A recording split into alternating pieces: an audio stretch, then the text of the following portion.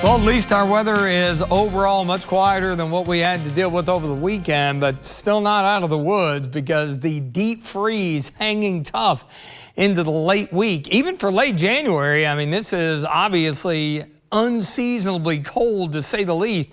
Really biggest thing going forward will be not only that, but also some light snow showers Friday and into Saturday. Eastern Kentucky may be the favorite area as we close out January on Saturday. That thaw looks like it's going to be on the way for the first few days of February into early next week. We have been in and out of the cloud cover. We've got these mid to upper level waves of energy that's just riding the west to northwest flow aloft. And so on occasion, we've had sunshine, then we've gone back to mid to high level overcast and repeated that process. Looks like a few breaks in the clouds maybe over in front of the Montgomery County Courthouse there in front of there in Mount Sterling. It's 19.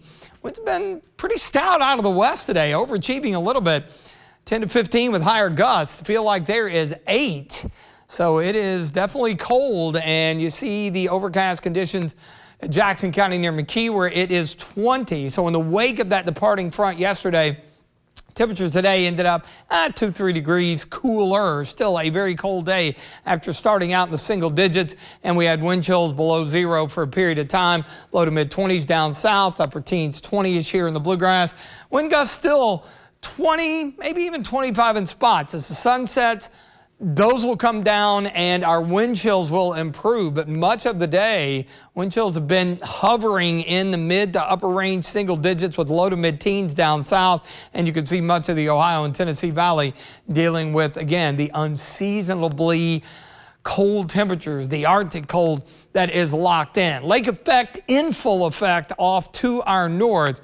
And so as we roll into tomorrow, it looks like the early morning lows are going to be cloud dependent once again. Most spots, especially here in the bluegrass, points to the north, probably mid-range, upper range, single digits. That could even include eastern Kentucky down south, out west, low teens. This is about the third or fourth morning we've dealt with it. You can get acclimated to it fairly quickly. Now the key tomorrow is less wind, so we're not going to see as much relative to those brutal wind chills we've seen lately, and then we'll tack on a few degrees to afternoon highs into tomorrow afternoon. With cloud cover around ahead of that upper level wave on Friday, probably low teens tomorrow morning, but it's this window over the weekend as we finish out January and kick off February.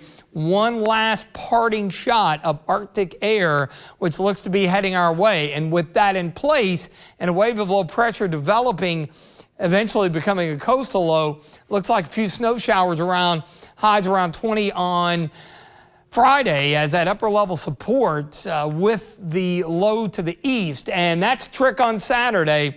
Could be very impactful depending on the track of that east coast low, with a lot of snow through the Carolinas, up into Virginia, the mid-Atlantic, and maybe as far west as eastern Kentucky. That northeast wind, again, plunging in that Arctic air, so we're only looking at mid-teens for afternoon highs. So snow showers Friday, low wind chance. That's mainly east on Saturday. And then Monday, that'll be another clipper system here on Groundhog Day.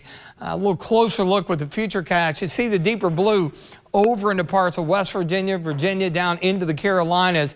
Plenty cold enough for snow. So if we do pick up maybe an inch or two, that would be out in the mountains of eastern Kentucky, all dependent on the track. Welcoming February quietly, although that next little wave moves in. Our in-house data doesn't squeeze out a lot of snow with it at all. Maybe a few flurries, passing snow showers rolling into early next week. So a few clouds, very cold again. We'll sneak down into the probably mid to upper range single digits. If you get more clouds, you'll stay into the low teens. Not as much wind in the morning. That's a good thing.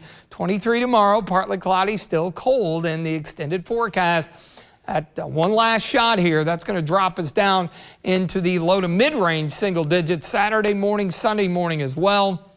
It'll be a little breezy, so I think wind chills come into play again, closing out January and kicking off February. Groundhog Day Monday should be interesting to see how that plays out, given the recent cold. And finally, what we have been waiting for For the last several days, we may finally get there, even with some rain and snow chances on Wednesday. Tuesday, Wednesday, highs at or above freezing.